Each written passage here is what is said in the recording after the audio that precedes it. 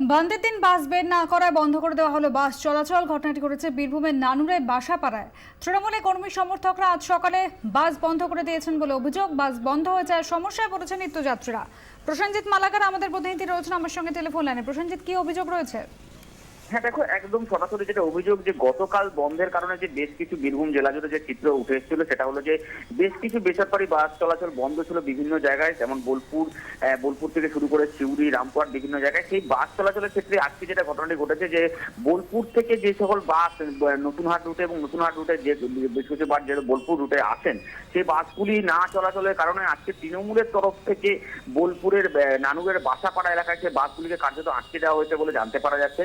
ইতিমধ্যে প্রায় 10টিরও বেশি অধিক বাস ওই রুটে ইতিমধ্যে বাসাপাড়ার কাছে দাঁড়িয়ে আছে বলে আমরা জানতে পারছি, এবং ফলে প্রবল সমস্যায় পড়েছে নিত্যযাত্রীরা। যে কারণে দেখা যাচ্ছে কার্যত যে নিত্যদিন যারা সকাল থেকে বাসে করে গতকাল বাস কেন বন্ধ ছিল, কি বলছেন বন্ধের সমর্থনে? হ্যাঁ, বন্ধের সমর্থনে নয়। দেখো, বেসরকারি বাস মালিকরা যে গতকালকে থেকে যেটা জানাচ্ছেন যে বন্ধের সমর্থনে না করলেও তারা যেটা জানাচ্ছেন যে বেসরকারি বাস চলাচলের ক্ষেত্রে যে সমস্যাটা দেখা যায় যে বেসরকারি বাস চলাচলের ক্ষেত্রে যদি বাসে কোনো ভাঙচুর হয় বা কোনো দুর্ঘটনার শিকার হয় বাসটি, তাহলে সেক্ষেত্রে আগেও যে বন্ধের কারণে নিত্যযাত্রী বাস মালিকরা কোনোভাবেই কোনো সাহায্য পান না এবং সে ফলে তাদেরকে সমস্যা। ফারুক আহমেদ রয়েছেন আমার সঙ্গে টেলিফোন লাইনে। নমস্কার আহমেদ সাহেব, কি ঘটনা ঘটেছে? আপনাদের বাস চলতে দেওয়া হচ্ছে না?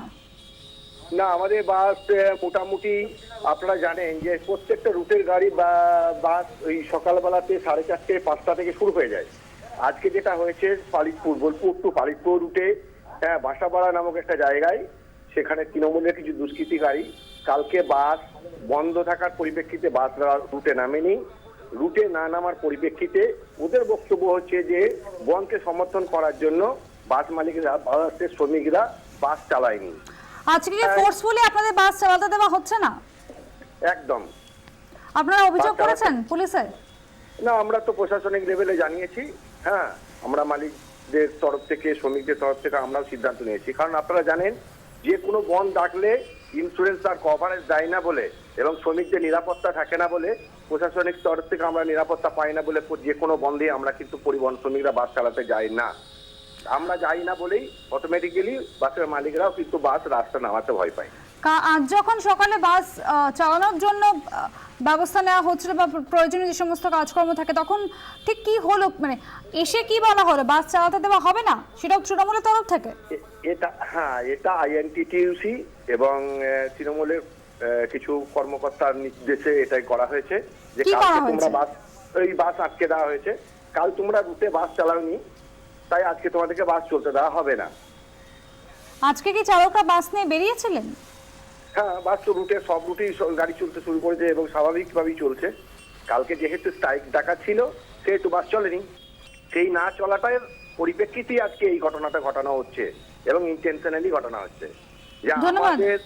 যে আমরা নিষেধ করার পরও যে আপনাদেরকে বলা হয়েছিল যে বাস আপনারা চালাবেন, জনজীবন স্বাভাবিক রাখতে, বাসের শ্রমিকদের কাছে, বাসের মালিকদের কাছে, ব্যবসায়ীদের কাছ থেকে, সবারই কাছ থেকে নাকি তৃণমূল ওরা রাস্তায় নেমেছে এবং প্রতিবাদ করেছে বন্ধের। সে প্রতিবাদ করার পরও যেহেতু রাস্তায় বাস নামেনি বন্ধের দিনে, তারই বিপক্ষে আজকে এই বাস। আহমেদ সাহেব, আমাদের সঙ্গে প্লিজ একটু থাকুন। আইএনটিটিইউসি জেনারেল মল্লিক এই মুহূর্তে আমার সঙ্গে টেলিফোন লাইনে রয়েছেন। মল্লিক সাহেব, যেটা অভিযোগ করছেন ফারুক আহমেদ, যে আজ সকালে যখন বাস চালানোর জন্য তারা বেরিয়েছিলেন, সেই সময় আপনাদের তরফ থেকে বাস চালাতে দেওয়া হয়নি, আটকে দেওয়া হয়েছে, কি বলবেন? বলি, আগামী কালকে গতকালকে যেসব গাড়ি আমার চলেছে সব রুটে, আর যে রুটে গাড়ি চালায় না, কম চালাইছে সংখ্যা, সেই সব গাড়িগুলোকে পারিকপুরে আটকানো হয়েছে কেরিমের নেতৃত্বে।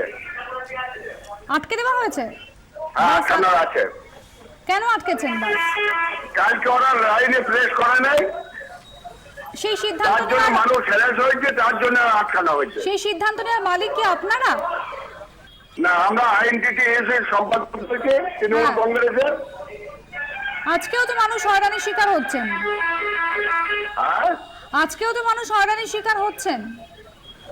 আজকে না, আজকে সব গাড়ি আমার এইদিকে যেগুলো গতকালকে চলেছে তাদেরকে চালাইতে অর্ডার দিয়ে দিয়েছি, আর যারা কালকে ইচ্ছা করেছে চলে যায় তাদেরকে মল্লিক সাহেব, ফারুক আহমেদের সঙ্গে আমরা করেছে। কথা বলেছি, আইএনটিইউসি নেতা, তিনি বলছেন গতকাল রাস্তায় বেরোলে যদি কোনো হাঙ্গামার শিকার হতে হতো তাহলে তার দায়টা কে নিতেন, সেই কারণেই বাস বন্ধ রাখা হয়েছিল।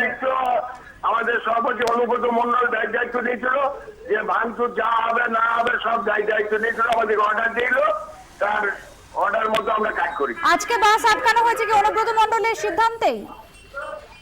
কালকে না, আজকে বাস অনুব্রত মন্ডলের সিদ্ধান্ত হয় নাই, আজকে বাস সিদ্ধান্ত হয়েছে ইউনিয়নের সিদ্ধান্ত। কতক্ষণ বাস আটকে রাখবেন আপনারা? আমাদের পরিষ্কার ভাবে ওরা স্বীকার করুক যে জনসাধারণের হ্যারাস যাতে না হয়, ঠিক মতো গাড়ি চালাবে, তাহলে আমরা ছেড়ে দেবো।